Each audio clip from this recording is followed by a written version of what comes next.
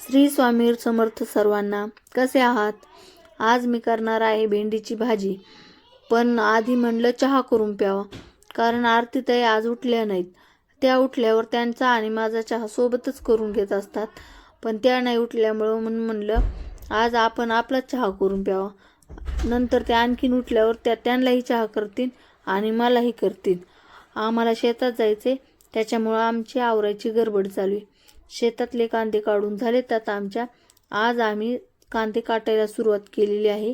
हे बघा, असे आम्ही कांदे काटले. तर पाठीमागं बायका पण आहेत.